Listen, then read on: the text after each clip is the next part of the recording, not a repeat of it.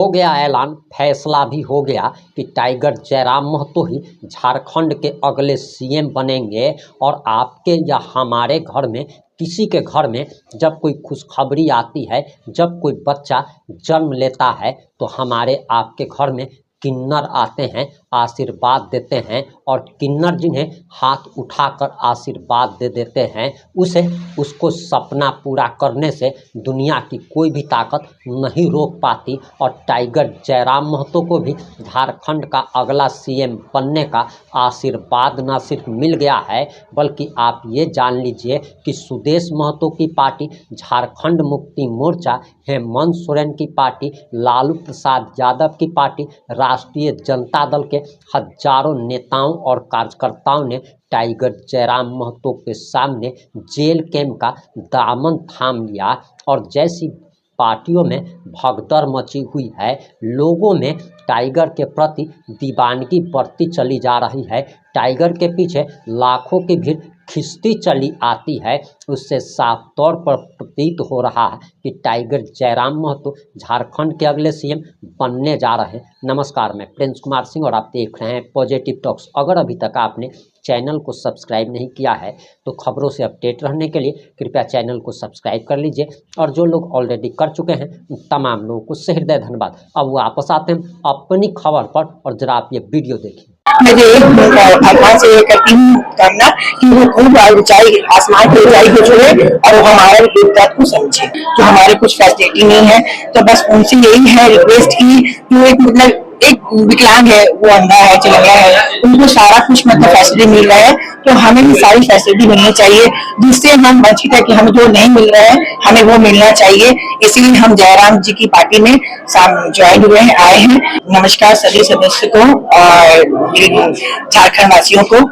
और जो जयराम जी की पार्टी में आई हूँ, और हमारी यही है कि जो एक विकलांग है, उनको भी सारा फैसिलिटी है। तो कि कुछ ऐसी हैं हमारे झारखंड के, हम किन्नर बहने हैं, जो हमारे कुछ फैसिलिटी नहीं है, तो बस उनसे यही है रिक्वेस्ट की, जो एक विकलांग है, वो अंधा है, चला गया है, उनको सारा कुछ फैसिलिटी मिल रहा है, तो हमें भी सारी फैसिलिटी मिलनी चाहिए। जिससे हम वंचित है कि हमें जो नहीं मिल रहा है, हमें वो मिलना चाहिए। इसीलिए हम जयराम जी की पार्टी में ज्वाइन हुए हैं, आए हैं। और ये जो हमारा भाई है प्रवीण महतो, इनके जो हम आए हैं, इस पार्टी में आए हैं, अपने सारे समाज वाले को मैं लेकर के आई हूँ। मुझे भगवान से ये करती हूँ कामना कि वो खूब ऊंचाई, आसमान की ऊंचाई को छुए और वो हमारे गुजरात को समझे।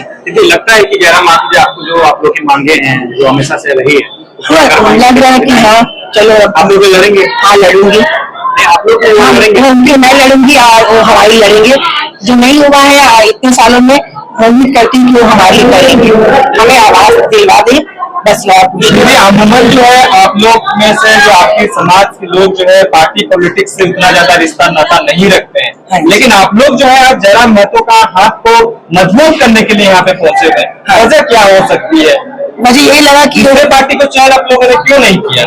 बस नहीं किया। इतने सालों से हम देख रहे हैं, हमारे सालों से कितने सारे पार्टी आई और गई, हमने सबको देखा, किसी ने हमारे लिए कुछ नहीं किया। आज तक दुनिया में सबके लिए सब कुछ है, हमारे लिए फैसिलिटी नहीं है। बाकी अन्य राज्य में सब कुछ होता है किन्नरों के लिए, सिर्फ हमारे झारखंड राज्य में नहीं हुआ है। और आने वाले समय में कितना पार्टी आके चले भी, कोई कुछ नहीं किया। ठीक है, विधवा पेंशन भी होता है, इस लोगों के लिए कोई कुछ नहीं किया, हमारे थर्ड जेंडर के लिए। ठीक है, अब सबको एक बार चांस मिला, तो इन्हें एक बार जरूर चांस मिलना चाहिए। हो सके जो कोई कुछ नहीं कर पाए, ये करेंगे। अगर अच्छा सपोर्ट करते, दिल से दुआ करूंगी, ये आगे भी बढ़ेंगे, हम लोग के लिए करेंगे, मुझे पूर्ण विश्वास है। और पहले कोई और पार्टी में आप लोग गए थे, मांगे थे किसी नेता के साथ? बहुत बार मांगे, बहुत पार्टी से किसी ने कुछ नहीं किया। मुझे पूरा अटूट भरोसा, ये जरूर करेंगे। आज हमें कहा गया था कि आपको पेंशन मिलेगा, आवास मिलेगा, बहुत सी फैसिलिटी मिलेगी, मगर कुछ भी नहीं हुआ। जयराम जी से बातचीत कुछ हो पाई स्टेज पे? आप लोग जब अपने दामन थामे, सभी मुझे पैसे मिला, मुलाकात हुई, बातचीत भी हो जाएगी, उनके आगे भी रिक्वेस्ट करूंगी। अपना नाम? खुशदी बागी, करीना राजपूत। अब जरा जयराम महतो का भी आप ये बयान सुन लीजिए। हाँ, उनकी भी कुछ मांगे हैं, और मैंने कहा है कि विधानसभा का जो सत्र चलेगा उसमें उनकी मांगों को वहाँ पे उठाया जाएगा। जो निसंदेह उनकी बातों को, उनकी पीड़ा को हम लोग उनका भी समझेंगे और उन पर कार्य करेंगे। कोल्हान का जो जमशेदपुर यानी पूर्वी सिंहभूम का जो जिला है, कि आज भी शोषण जुल्म को बड़ी करीब से दिख रहा है। भूमि अधिग्रहण के दर्द को, विस्थापन की पीड़ा को अनुभव कर रहा है।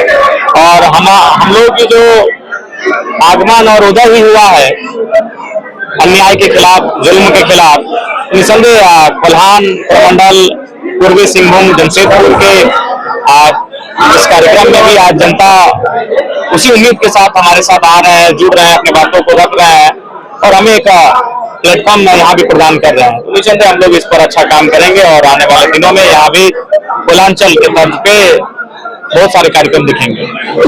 ये देखा गया कि जहाँ मैं तो कहीं जाते हैं तो वोटें भी दहाड़ते हैं। आज किस तरह से जो आपका दहाड़ जो है यहाँ के लोग पर असर करेगा, विशेषकर राजनीतिक माहौल? तो संदेह जो हमारे विचार हैं, जो इन चीजों को हम लोग देख रहे हैं, अनुभव कर रहे हैं, उन्हीं को हम अपने मंच के माध्यम से संबोधन में रखते हैं और जिससे लोग भी काफी प्रेरित होते हैं और उन चीजों को लोग समझते भी हैं। 2029 के लिए किस तरह की तैयारी है? कोल्हान प्रमंडल में हम लोग को बहुत अच्छा खासा वोट मिला है, जिनमें 4 सीटों में तो हम लोग 30,000 से ज्यादा वोट लेकर आए हैं। इचागढ़, सरायकेला, खरसावा, जुगसलाई, इन 4 सीटों पे हमारी उपस्थिति बहुत ही दमदार रही है। उसके बाद भी बाकी जो सीटें हैं उन्हें भी ठीक ठाक मत हमें प्राप्त हुए हैं। लिहाजा हम लोग कोल्हान को एक अच्छा रूपरेखा के साथ तैयारी कर रहे हैं ताकि आने वाले भविष्य में अच्छा चूंकि जिस तरह से देखा है कि आप अपनी सैलरी भी ऑनलाइन देते हैं, बताते हैं, अपने कामों को बताते हैं, ये तो बिल्कुल ये चुनाव जो है आने वाला दिन चुनाव जिस तरह से देखा जा रहा है काफी खर्चीला, साम दाम दंडभेद सब कुछ दिखता है। ऐसे होता था, निसंदेह चुनाव खर्चीला होता था, लेकिन जयराम महतो की राजनीति में आने के बाद चुनाव को भी हमने बहुत कम खर्च वाला बना दिया है। उसका उदाहरण है कि हमने लोकसभा के चुनाव में बिल्कुल भी कोई अनावश्यक खर्चा नहीं किया था। विधानसभा में विधायक बन के आया हूँ, मैं कोई अनावश्यक खर्च नहीं करके आया हूँ। जो वही बैनर, पोस्टर, प्रचार गाड़ियों में जो खर्च होते हैं वो भी लोग चंदा कलेक्ट करके दिए हैं। किसी ने सब्जियां, किसी ने अनाज, किसी ने तो मदद मिला है। तो इस चीज को भी मैंने उस पार्टी को भी बदला है। 29 के चुनाव में उस पार्टी को बदलेंगे। तो अभी 4 साल का मेहनत तय करेगा, फिर भी 4 साल का मेहनत।